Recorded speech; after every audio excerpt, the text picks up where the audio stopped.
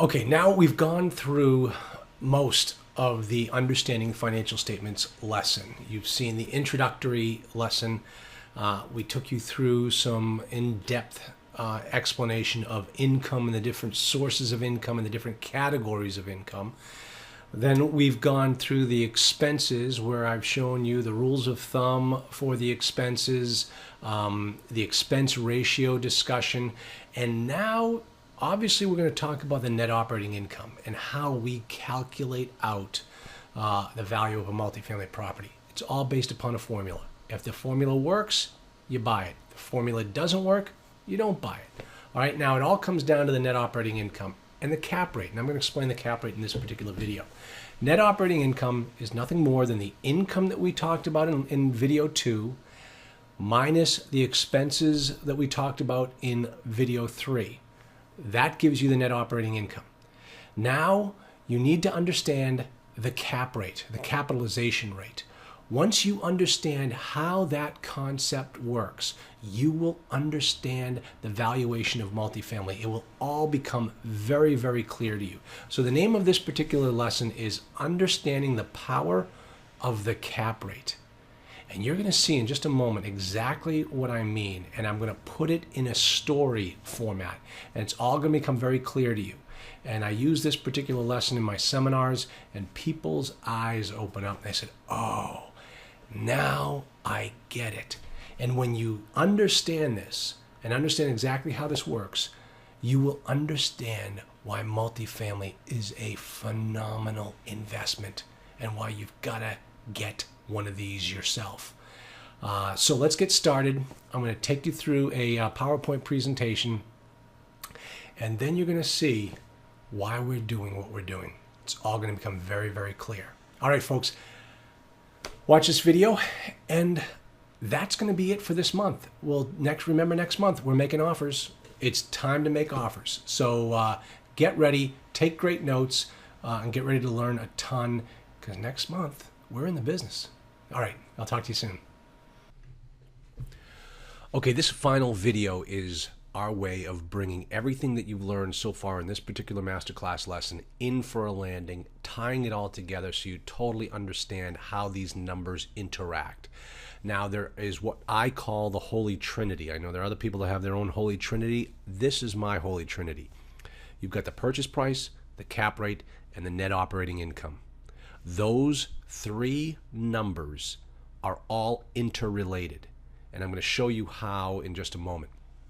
Up to this point, we've looked at the income, all the categories of the income. We've looked at the expenses, all the different categories for expenses. When you subtract the expenses from the income, you end up with the net operating income. All right? That is one of the three variables in this Holy Trinity. So we calculate the NOI based upon what our rules of thumb are and what the seller is giving us for information. Once we have that number, then we can start looking at the other number, which is the cap rate. And I'm going to show you how all of this interrelates and how important and powerful this cap rate really is. So first thing we need to do is to give you an understanding of the definition of cap rate. It's actually the capitalization rate. Now listen to the way I read this definition and listen to where I stress certain words. The cap rate is a rate of return on a real estate investment property based upon the expected income that the property will generate. Capitalization rate is used to estimate the investor's potential return on his investment. As you can see, expected, estimate are, in my opinion, the two most important terms that you need to grasp out of here. They are not set in stone. If the seller is telling you that he's selling this thing at a 6.5 cap, well, maybe it's a 7 cap. Maybe it's only maybe it's a 6 cap. You as an investor need to understand what the cap rate is for a particular property that you're looking to buy in a particular market. The cap rate will vary based upon the quality of the asset and the marketplace that you're in. When you're looking at cap rates in the Boston area for a Class A property, you're looking at very low cap rates, 2%. If you're looking at South Dallas, all right, that's a war zone. You better only be looking at cap rates in the north of 10%, 14% cash on cash, not cash on cash, 14% cap rate. It all depends upon the geographical location and the quality of the asset. And because you are working within a geographical area and you're looking for a particular type of asset, you should know as an investor what cap rate those properties tend to generate. Okay? So here's the Holy Trinity. This is how they all interrelate. It's all about algebra. And you listen to your seventh graders say, why do I need algebra? I'll never use it again in my life. Well, we use algebra all the time in multifamily. And here it is, right here. This is the equation. Remember, we just solved for the net operating income. We have calculated our own analysis. We've done our own analysis for the net operating income, and we have one of the three variables. Now, because we are investors in that particular marketplace, we know what type of asset we're looking for. We know what the cap rate should be for this particular asset. So right away, we know two of the three variables. And in algebra, when you know two of the three, two out of the three, you can always solve for the third, right? So what we're trying to solve for is what the actual purchase price should be on this property. Now, if any of you have read any of my blogs or followed some of my articles, you know that I wrote one that got a lot of play. The biggest lie in multifamily is the asking price.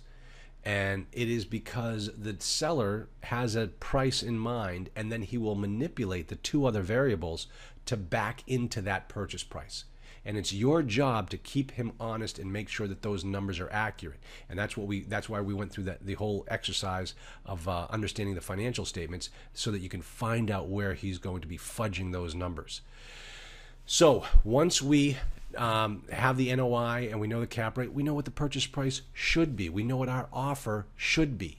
And you'd be amazed at how many times I've seen some brokers try to manipulate the cap rate in order to get a particular purchase price. Like, they'll actually take a war zone property and apply an A-class cap rate to it in order to justify the purchase price.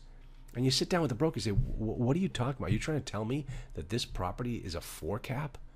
Well, it could. And you just hear him start to do his dance. And you're like, no, this thing is a 10 cap. And if this is a 10 cap, let's apply a 10 cap number into this formula along with the NOI that you gave us. And there's what the purchase price should be, Mr. Broker, not what you're asking. So by just sticking to the numbers and understanding how these numbers work and how you can control the numbers, you can control the argument and the discussion as to what your offer should be. All right, now let's put a face in the cap rate. Let me kind of give you an overview here. Think about it this way. You are out there looking to syndicate a deal. That means that you're going out there to try to raise private money in the marketplace. And everyone that has private money looking to invest is having their doors beaten down by every possible investment house around. You're going to be competing against Fidelity. You're going to be competing against New York Life. You're going to be competing against MetLife. You're going to be competing against every financial advisor out there. They all want your grandmother to invest with them and not with you. So they come along with different types of investments that she can put her money in. Government bonds, blue chip, and I use that term loosely, seeing it's General Motors here, blue chip corporate bonds or junk bonds, all depending upon what grandma is comfortable with. Now, grandma, she's very, very conservative. She only wants government bonds. She wants the safety and security of the government bonds. And once again, I have to laugh because who knows what that means nowadays. But right now, when I put this video together, government bonds are trading at about 1.43%. It had a coupon rate of 1.43%. That's all you were getting on a government bond, but it was safe and it was secure. Well, if grandma wanted a little bit more, she could move into the blue chips. General Motors at one time probably was a blue chip, but not when this video was made.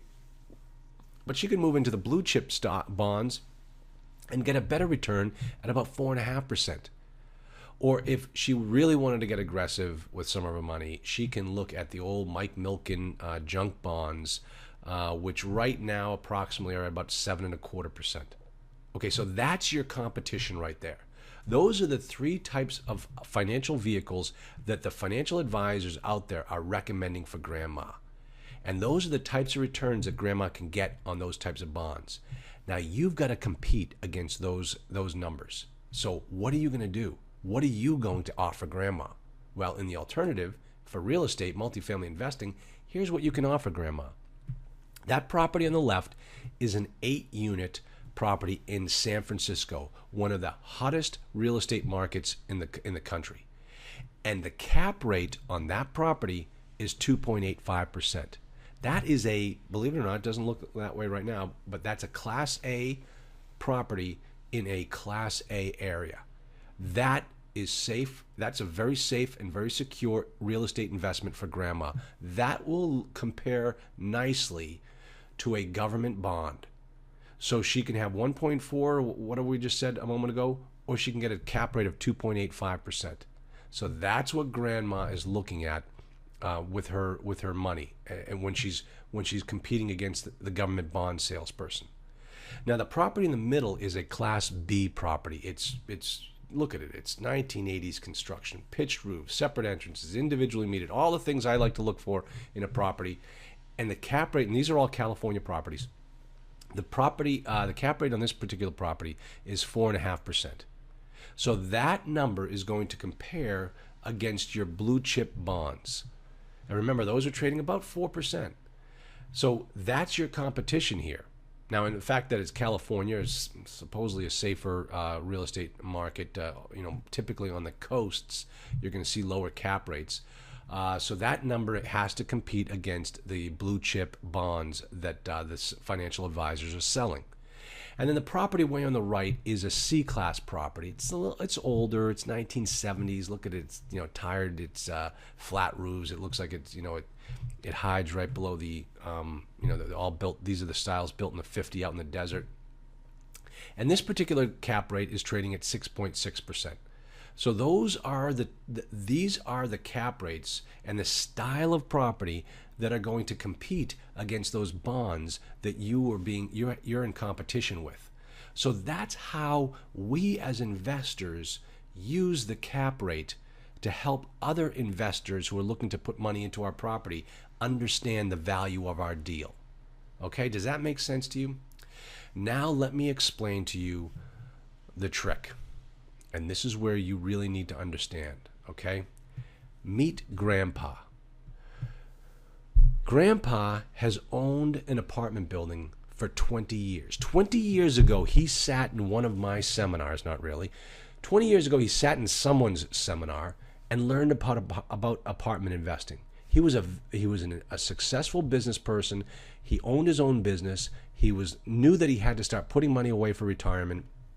And he figured the best way to do it was to buy an apartment building. So 20 years ago, that's exactly what he did. Very wise man. 20 years later, he has paid off the mortgage, and that thing just provides an income for him all the time.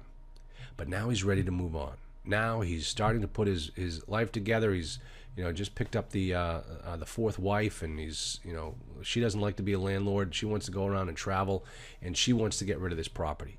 So he wants to sell it, but what he wants to do is he wants to put it in a trust for his grandchildren. Little Johnny here, he wants to leave the million, whatever he wants to make on this property, to Johnny. Now here's the problem. This guy has one chance to maximize his ownership for those 20 years. He has one chance to sell it to someone at the highest price. He doesn't get a do-over. He has to max out that number, and all of that money goes into a trust for little Johnny. So what's he going to do? He's going to go to a broker, and he's going to say, I want to sell my property. And the broker is going to say, well, what was your NOI? And then he's going to say, what difference does it make? I want $1 million. No. I need to know what your I'm sorry, I'm jumping ahead a little bit here. He says, what was your NOI? He says, $100,000. is, all right, let me go back to my office, let me do some research, and I'll tell you what I can do for you. So he goes back with the NOI. The broker sits down. The broker knows right away. He looks at the market, though, and he says, okay, this type of asset right now is trading in the marketplace at a 10 cap. So if we already know the NOI and we know the cap rate, what should the asking price be based upon the formula? $1 million. So the broker goes back to Grandpa and says, okay, we can sell your property for $1 million. That's what it's worth. And Grandpa hits the roof. He says, no, that's unacceptable. I need to make more than that. I want to put $1 million in the bank for little Johnny. And after I pay the broker commission and after I pay all these other things, I won't net $1 million. I need to walk away with $1 million. You need to fix this, Mr. Broker. You need to get me my $1 million. How are you going to do it? Well, what they do is they start to manipulate the financials. They start to do things that they haven't done before in this property in order to get the numbers to look like they have to justify a higher sales price. How to do that? Well, what happens if it increases the income by 10%? And what happens if he reduces the expenses by 10%? And you might be saying, well, how can he do that? Just that quickly? How can he do it? Listen, he only has to do it for 90 days. And here's how he does it. He starts to rent to sex offenders and drug addicts. He gets his occupancy up to almost 100%. Because now, once the word gets out that this property rents to felons, every felon in town is going to be knocking on his door. And he will have this place leased up in no time flat. And within 90 days, he will be able to show an increase in his income by 10%. And then it becomes your problem. All of these sex offenders are now your sex offenders. But he got his income up, which is what he needed to do. Now, how can he reduce his expenses by 10%? Oh, that's simple. Just don't pay your bills. Report your financials on a cash basis and don't pay your bills. Your expenses will drop significantly. Or if a tenant calls up and says, hey, I got a termite problem, tell the tenant to leave out some traps. Don't call an exterminator. If the tenant calls up with a problem, something needs to be fixed, he says, yeah, we'll get around to it. Don't spend the money. That's how you can reduce your expenses. So overnight, within a 90-day period, this guy can reduce his expenses by 10% and increase his income by 10%. And what happens to the purchase price? Goes up to 1.2 million. Now remember, what he did here is not going to hurt him. It's going to hurt you. Not only in the reduced quality of the customers that are using your business, but also the fact that the problems that don't get fixed on his watch become your problems when you take over the property. And so your budget for having to fix these things goes up. So that is part of the problem when you see when these older, I won't say it's got nothing to do with the age, when these sellers are trying to maximize their sales price so that one chance that they have of maximizing their profit is not lost. All right? So that $1.2 million sales price now becomes a $200,000 kiss in the mail for little Johnny. Okay, think about that for a second. And this is where I want you to totally get it. Where does that $200,000 come from? It comes from your children. Your kids are the ones paying that $200,000 to little Johnny here. How does that make you feel? Does that make you feel vigilant about making sure that you never overpay for a property? You don't want your kids to pay this kid $200,000. So when you understand how the NOI can be manipulated, when you understand the impact that that cap rate has on just little changes like a 10% increase in income or a 10% reduction in expenses, you will look at these numbers entirely differently. And you will know, hey, $200,000 increase, I want that money. I want to be able to maximize on that. So that is how these sellers will do everything they can to get the best price possible And just remember, folks, it all comes out of your kids' pockets. That's the way I look at these things. I do all of my investments on behalf of my kids. So this is the way I look at it. Okay, I hope that was helpful to you. I hope that you now understand how all of these numbers come together. And now you get a full picture. And if you think we've covered a lot, we absolutely have. And you now have to, this is not the type of thing that you're going to understand in a weekend. It's not the type of thing that you're going to understand from a home study course. You have to now take everything that you've learned on these 4 videos and apply them on a regular basis. Try it. Use the cash flow analyzer. Stick in the numbers. See how the numbers look. Manipulate the numbers. Get it to work for you. And then next month, we're going to start making offers. And that is going to be a blast. You're going to see how it's done, and you're going to see that it's not hard to do. You just need to do it. All right, folks, I hope this was helpful. I know it was. It was a blast talking to you about this, and I will see you all next month. Thank you.